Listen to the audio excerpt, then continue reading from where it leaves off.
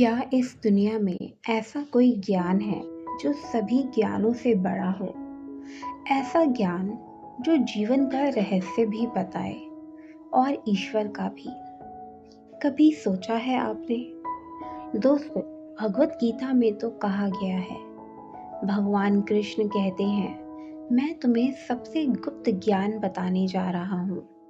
ऐसा ज्ञान जो सभी विद्याओं का राजा है, इसलिए इसे कहा गया राज विद्या और राज गुहे। दोस्तों, राज विद्या क्या है? राज विद्या का अर्थ है सभी ज्ञानों का राजा।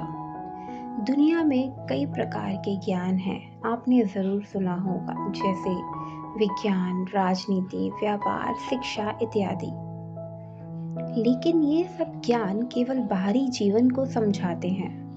राज विद्या वह ज्ञान है जो इंसान को आत्मा और ईश्वर का सत्य बताती है। यह ज्ञान बताती है हम शरीर नहीं आत्मा हैं। दोस्तों,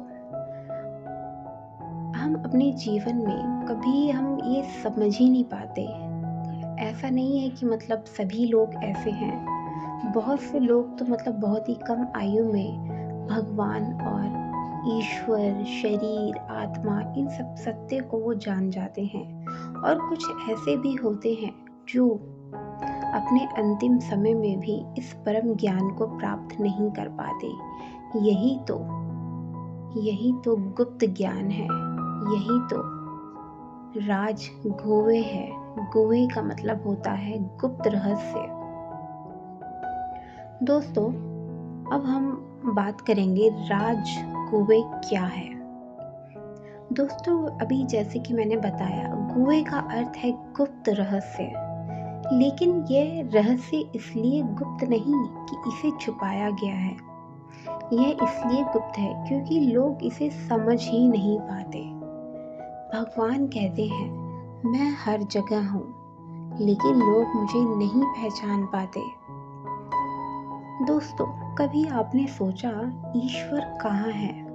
और कुछ लोगों ने ज़रूर सोचा भी होगा कि आखिर ईश्वर कहाँ है, वो कैसे दिखते हैं, कहाँ रहते हैं। तो दोस्तों, भगवान मंदिर में है या किसी पवित्र स्थान में, लेकिन गीता कहती है ईश्वर केवल मंदिर या पवित्र स्थानों में ही नहीं, ईश्वर तो हर जगह है, प्रकृति में, हवा में, हर जीव और हर कण में।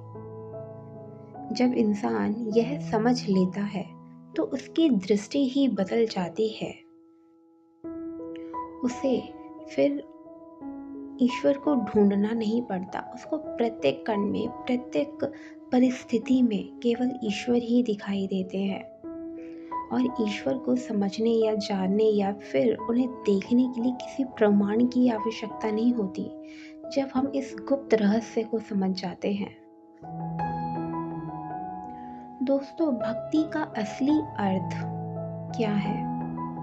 भगवान कृष्णा कहते हैं, अगर कोई भक्त सच्चे प्रेम से एक पत्ता, एक फूल, एक फल या थोड़ा जल या सबसे पवित्र अपने शुद्ध पवित्र भाव को अर्पित करता है, तो मैं उसे स्वीकार कर लेता हूँ।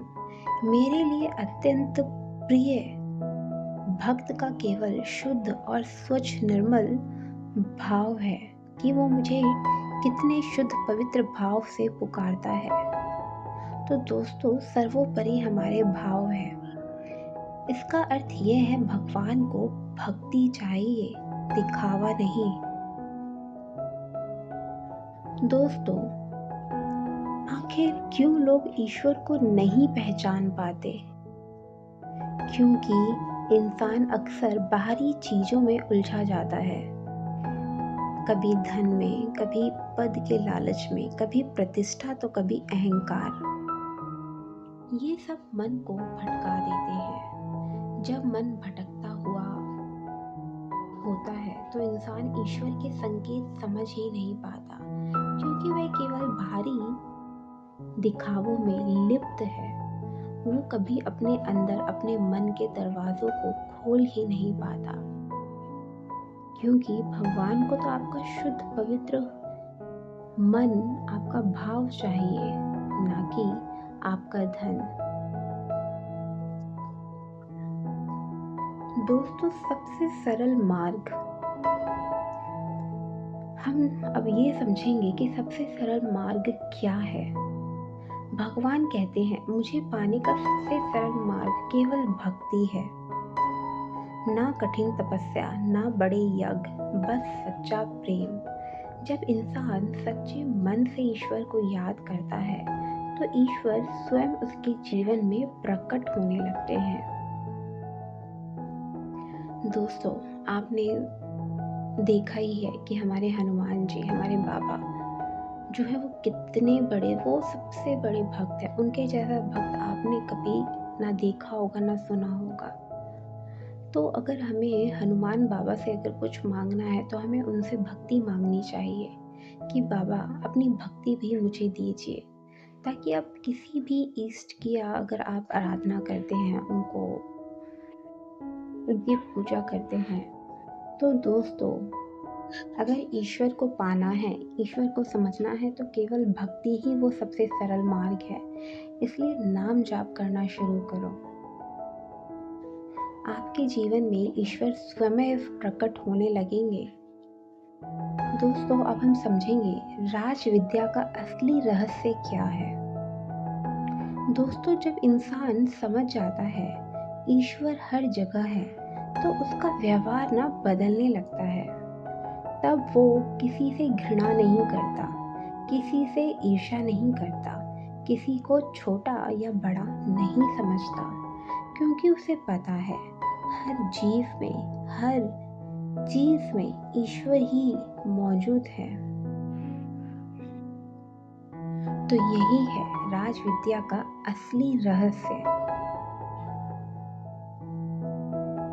अंतिम संदेश दोस्तों, राज विद्या और राजगुहे का सबसे बड़ा रहस्य, ईश्वर दूर नहीं है। ईश्वर हमारे बहुत पास है, इतना पास कि वह हमारी हर श्वास में मौजूद है। बस हमें उसे पहचानना सीखना है। दोस्तों, आपने ज़रूर सुना होगा कि ईश्वर को हम कहाँ ढूंढ रहे हैं, किसी मंदिर में, किसी तीर्थ स्थल में, किसी पवित्र स्थान में। सबसे पवित्र स्थान हमारा हृदय है, हमारा मन है। अगर हम अपने मन को अत्यंत शुद्ध कर लेते हैं, अपने अंदर से सभी विकारों को अगर हम उस पे जीत हासिल कर लेते हैं, तो इससे स्वच्छ, इससे निर्मल, इससे पवित्र स्थान और कोई नहीं हो सकता। इसलिए तो कहा गया है कि हमारे इंसान के हर श्वास में ईश्वर ही है, बस हमें उसे पहचानने की आवश्यकता है।